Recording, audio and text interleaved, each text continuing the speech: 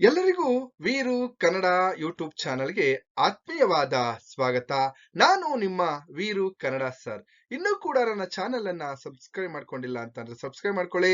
ಹಾಗೆ ನಿಮ್ ಸ್ನೇಹಿತರಿಗೂ ಕೂಡ ನನ್ನ ಚಾನೆಲ್ ಬಗ್ಗೆ ಮಾಹಿತಿಯನ್ನ ನೀಡಿ ಅಂತ ಹೇಳ್ತಾ, ಇವತ್ತು ನಾವು ನೇರವಾಗಿ 3ನೇ ಸೆಮಿಸ್ಟರ್ BBA ವಿದ್ಯಾರ್ಥಿಗಳಿಗಾಗಿ ದೇವರ ದಾಸಿಮಯ್ಯನವರು ಬರೆದಿರ್ತಕ್ಕಂತಹ ವಚನಗಳ ಬಗ್ಗೆ ಇವತ್ತಿನ ತರಗತಿಯಲ್ಲಿ ನಾನು ಚರ್ಚೆಯನ್ನ ಮಾಡ್ತಾ ಇದ್ದೀನಿ.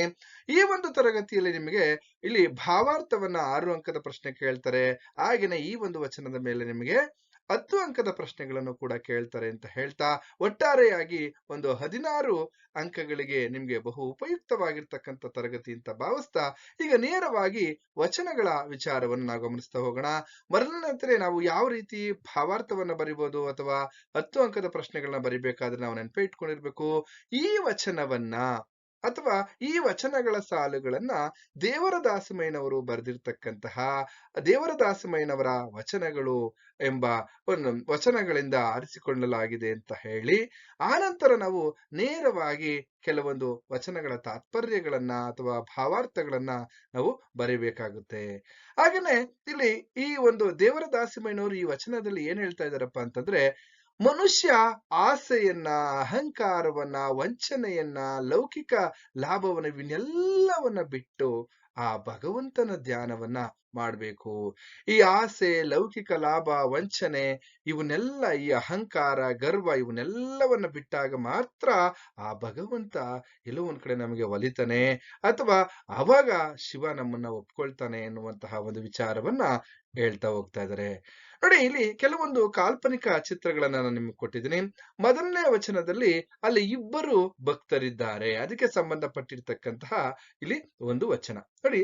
ಭಕ್ತನ ಮಠವೆಂದು ಭಕ್ತ ಹೋದಡೆ, ಆ ಭಕ್ತ ಭಕ್ತಂಗೆ ಅಡಿಯಿಟ್ಟು ಇದಿರೆದ್ದು ನಡೆದು ಒಡೆಗೆಡೆದು ಒಡಗೊಂಡು ಬಂದು ವಿಭೂತಿ ವಿಳಯವನಿಕ್ಕಿ ಪಾದಾರ್ಚನೆಯಂ ಮಾಡಿ ಸಮಯವರಿತು ಲಿಂಗಾರ್ಚನೆಯಂ ಮಾಡಿಸಿ ಒಕ್ಕುದಗೊಂಡು ಓಲಾಡಲಪ್ಪುದಿ ಭಕ್ತಿ.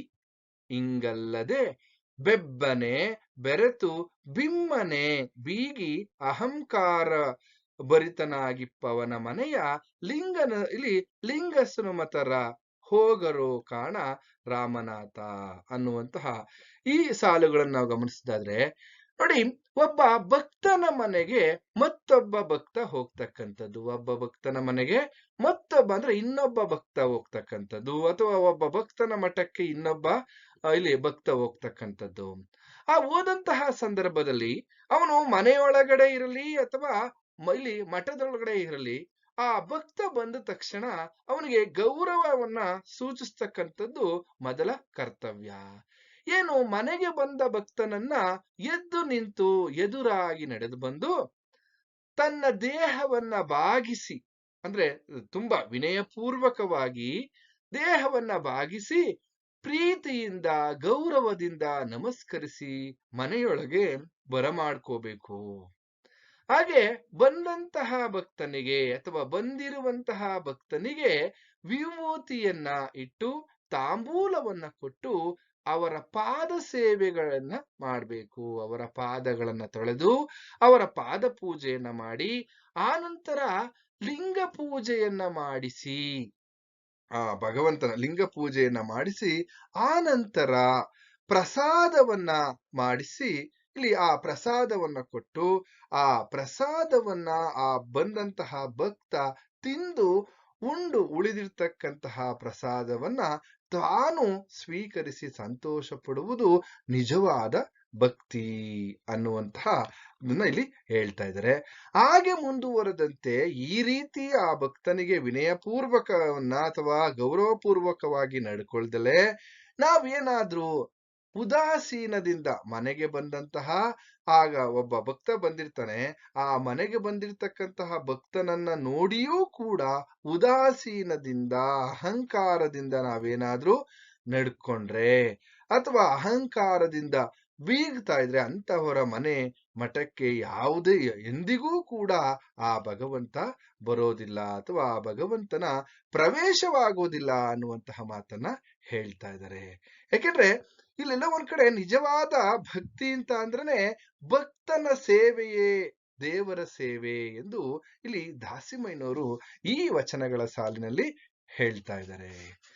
ಹಾಗೇನೆ ನಾವು ಮುಂದುವರೆದಂತೆ ಇನ್ನು ಕೆಲವು ವಚನಗಳನ್ನ ನಾವು ನೋಡೋದಾದ್ರೆ, ಅರ್ಥ ಉಂಟೆಂದ ಅಹಂಕರಿಸಿ ಮಾಡುವವನ ಭಕ್ತಿ ತೊತ್ತಿನ ಕೂಟ ತೊರೆಯನ ಮೇಳ, ತನು ಮನ ಧನದಲ್ಲಿ ಇಲ್ಲಿ ವಂಚನೆಯುಳ್ಳ ಪ್ರಾಪಂಚಿಯ ಮನೆಯ ಕೂಳು, ಸುನಕನ ಬಾಯ ಎಲುವ ಪ್ರತಿ ಸುನಕ ತಿಂದಂತೆ ಕಾಣ ರಾಮನಾಥ.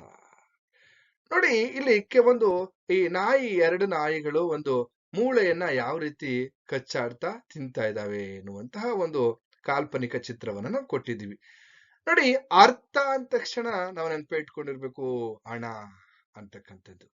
ಈ ಹಣ ಮನುಷ್ಯನಿಗೆ ಇವತ್ತಿನ ಯುಗದಲ್ಲಿ ಬಹುಮುಖ್ಯ ಆಗೋಗಿದೆ.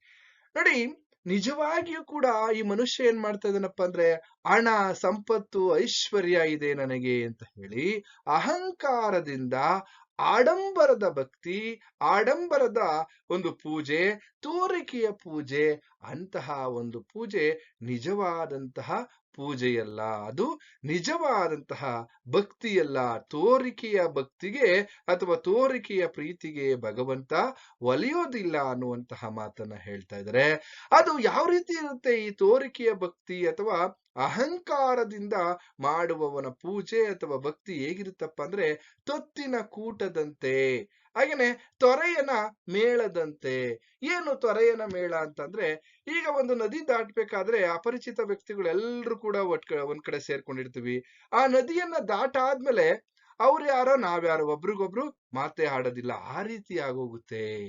ಇದು ವ್ಯರ್ಥ ಇಲ್ಲಿ ಪೂಜೆ ಅಂತಕ್ಕಂತಹ ಮಾತನ್ನ ಹೇಳ್ತಾ, ಹಾಗೇನೆ ಇನ್ನೊಂದ್ ಕಡೆ ಅವರು ಹೇಳ್ತಾ ಇದ್ದಾರೆ, ಹಾಗೇನೆ ಇಲ್ಲಿ ತನು ಅಂದ್ರೆ ದೇಹ, ಮನ ಅಂದ್ರೆ ಮನಸ್ಸು, ಧನ ಅಂತ ಅಂದ್ರೆ ಹಣ. ಇಲ್ಲಿ ತನು, ಮನ, ಹಣ ಈ ಏನ್ ಮಾಡ್ತಾ ಇದ್ದಾನಪ್ಪ ಅಂದ್ರೆ ಮನುಷ್ಯ, ಇವನೇನ್ ಅಂದ್ರೆ ದೇಹ, ಮನಸ್ಸು, ಹಣ ಈ ಮೂರರಲ್ಲೂ ಕೂಡ ಕಪಟವನ್ನ, ವಂಚನೆಯನ್ನ, ಮೋಸವನ್ನ ಇಟ್ಕೊಂಡಿರ್ತಕ್ಕಂಥವನು. ಈ ಕುಟುಂಬದ ಅಥವಾ ಈ ಸಂಸಾರಿಯ ಮನೆಯಲ್ಲಿ ನಾವೇನಾದ್ರೂ ಆ ಊಟವನ್ನ ಮಾಡಿದ್ರೆ ಅಥವಾ ಆ ಸಂಸಾರಿಯ ಮನೆಯ ಊಟ ಎಲ್ಲೋ ಒಂದ್ ಕಡೆ ಅಪವಿತ್ರವಾಗಿರ್ತದೆ ಅಂತಕ್ಕಂಥದ್ದು. ಯಾಕೆಂದ್ರೆ ಮನಸ್ಸಿನಲ್ಲಿಯೂ ಕಪಟ ತುಂಬಿದ್ದಾನೆ, ದೇಹದಲ್ಲಿಯೂ ಇಲ್ಲಿ ಮೋಸವನ್ನ ತುಂಬಿಕೊಂಡಿರ್ತಕ್ಕಂಥದ್ದು. ಈ ತರದ ವ್ಯಕ್ತಿಯ ಮನೆಯ ಕೂಳು ಅಂತ ಅಂದ್ರೆ ಅನ್ನ ಅಥವಾ ಆಹಾರ ಅಂತ ಕರಿತೀವಿ, ಅದು ಒಂದ್ ಕಡೆ ಆ ಸಂಸಾರಿಯ ಮನೆಯ ಊಟ ಅಥವಾ ಆಹಾರ ಅಪವಿತ್ರವಾದದ್ದು. ಹಾಗೇನೆ ಅದು ಯಾವ ರೀತಿ ಇರುತ್ತಪ್ಪ ಅಂದ್ರೆ, ಒಂದು ನಾಯಿ ಕಚ್ಚುತ್ತಿರುವಂತಹ ಮೂಳೆಯನ್ನ ಮತ್ತೊಂದು ನಾಯಿ ಕಚ್ಚಿಕೊಂಡು ತಿಂದಂತಹ ರೀತಿಯಲ್ಲಿ ಇರುತ್ತೆ. ಆ ರೀತಿಯಾದಂತಹ ಒಂದು ಭಕ್ತಿ ಅಂತ ಇಲ್ಲಿ ದಾಸಿಮಯ್ಯನವರು ಹೇಳ್ತಾ ಇರ್ತಕ್ಕಂಥದ್ದು. ಹಾಗೇನೆ ಮುಂದುವರೆದಂತೆ ನಾವು ಗಮನಿಸೋದಾದ್ರೆ, ಭಕ್ತಿಯ ಬಲ್ಲವರು ನೆಚ್ಚಿ ಮೆಚ್ಚಿ ಮನವ ನುಚ್ಚಿತಗೊಂಡುವರು, ಭಕ್ತಿಯ ನರಿಯದ ಬಲು ಪಾಪಿ ಜೀವಿಗಳು ಕಚ್ಚುವರು ಬಗಳುವರು ರಾಮನಾಥ. ನೋಡಿ, ಈ ಭಕ್ತಿಯ ಮರ್ಮವನ್ನ, ಭಕ್ತಿಯ ರಹಸ್ಯವನ್ನ ಅಥವಾ ಭಕ್ತಿಯ ಒಂದು ಶ್ರದ್ಧೆಯನ್ನ ತಿಳಿದಂತವರು ಅಥವಾ ದೇವರ ಮೇಲೆ ಸಂಪೂರ್ಣವಾಗಿ ನಂಬಿಕೆಯನ್ನ ಇಟ್ಕೊಂಡಿರ್ತಕ್ಕಂಥವ್ರು ಪ್ರೀತಿಯಿಂದ, ಆಧ್ಯಾತ್ಮದಿಂದ ತಮ್ಮ ಮನಸ್ಸಿನಲ್ಲಿ ಯಾವುದೇ ಮೋಸ, ವಂಚನೆ ಇಲ್ಲದೆ ತಮ್ಮ ಭಕ್ತಿಯನ್ನ ದೇವರಿಗೆ ಸಮರ್ಪಿಸ್ತಾರೆ. ಯಾರು? ದೇವರ ಮೇಲೆ ನಂಬಿಕೆ ಇಟ್ಕೊಂಡಿರ್ತಕ್ಕಂಥವ್ರು. ಹಾಗೇನೆ ಇಲ್ಲಿ ದೇವರ ಮೇಲೆ ನಂಬಿಕೆ ಇಲ್ಲದೆ ಇರ್ತಕ್ಕಂಥವ್ರು ಕೆಲವ್ರು ಏನ್ ಮಾಡ್ತಾರಪ್ಪ ಅಂದ್ರೆ, ಭಕ್ತಿಯ ಬಗೆಗೆ ತಿಳುವಳಿಕೆ ಇಲ್ಲದೆ ಇರ್ತಕ್ಕಂತಹ ಅವಿವೇಕಿಗಳು, ಭಕ್ತಿಯ ಬಗೆಗೆ ತಿಳುವಳಿಕೆ ಇಲ್ಲದೆ ಇರ್ತಕ್ಕಂತಹ ಅವಿವೇಕಿಗಳು ಏನ್ ಮಾಡ್ತಾರೆ ಅಂದ್ರೆ, ಅಥವಾ ಪಾಪಿಗಳು ದೇವರನ್ನ ಮತ್ತೆ ಭಕ್ತರನ್ನ ಇಬ್ಬರನ್ನು ಕೂಡ ನಿಂದಿಸ್ತಕ್ಕಂಥದ್ದು, ಬೈತಕ್ಕಂತಹ ಕೆಲಸವನ್ನ ಮಾಡ್ತಾ ಇಲ್ಲಿ ನಾಯಿಗಳಂತೆ ಕಚ್ಚಾಡುತ್ತಾ ಬಗಳುತ್ತಾರೆ ಎಂದು ಇಲ್ಲಿ ನಿಜವಾದ ಭಕ್ತಿ ಮಾರ್ಗದ ಬಗ್ಗೆ ಇಲ್ಲಿ ದಾಸಿಮಯ್ಯನವರು ಈ ಸಾಲುಗಳಲ್ಲಿ ಹೇಳ್ತಾ ಇದ್ದಾರೆ. ಹಾಗೆ ಮುಂದುವರೆದಂತೆ ಹೇಳ್ತಾರೆ, ಕತ್ತೆ ಬಲ್ಲುದೆ ಕತ್ತೂರಿ ವಾಸನೆಯ, ತೊತ್ತು ಬಲ್ಲಳೆ ಗುರು ಹಿರಿಯರ್ ಉತ್ತಮರೆಂಬುದ ಇಲ್ಲಿ ಭಕ್ತಿಯ ನರಿಯದ ವ್ಯರ್ಥ ಜೀವಿಗಳು ನಿಮ್ಮೆತ್ತಬಲ್ಲರೈ ರಾಮನಾಥ. ನೋಡಿ, ಅಲ್ಲೊಂದು ಚಿತ್ರವನ್ನ ಕೊಟ್ಟಿದ್ದೀನಿ. ಕತ್ತೆಯ ಮೇಲೆ ನಾವು ಇಲ್ಲಿ ಒಂದು ಕಸ್ತೂರಿ ಸುವಾಸನೆ ಭರಿತವಾಗಿರ್ತಕ್ಕಂತಹ ಕಸ್ತೂರಿಯ ಒಂದು ಮೂಟೆಯನ್ನ ಏರಿದ್ದೀವಿ. ಅದು ಹೇಗೆ, ಅದಕ್ಕೇನು ಗೊತ್ತು, ಕತ್ತೆಗೇನು ಗೊತ್ತು, ಈ ಕಸ್ತೂರಿ ಗಮಲು ಅಂತ ನಾವ್ ಹೇಳ್ತೀವಲ್ಲ, ಹಾಗೆ ಆ ಒಂದು ಗಾದೆಯ ರೀತಿಯಲ್ಲಿ ಇಲ್ಲಿ ಕತ್ತೆಯ ಮೇಲೆ ಎಷ್ಟೇ ಬೆಲೆ ಬಾಳುವಂತಹ ಈ ಕಸ್ತೂರಿಯನ್ನ ಏರಿದರೂ ಕತ್ತೆಗೆ ಆ ಕಸ್ತೂರಿಯ ಮೌಲ್ಯ ಆಗಿರ್ಬೋದು, ಅದರ ಬೆಲೆ ಆಗಿರ್ಬೋದು, ಅದಕ್ಕೆ ತಿಳಿಯೋದಿಲ್ಲ.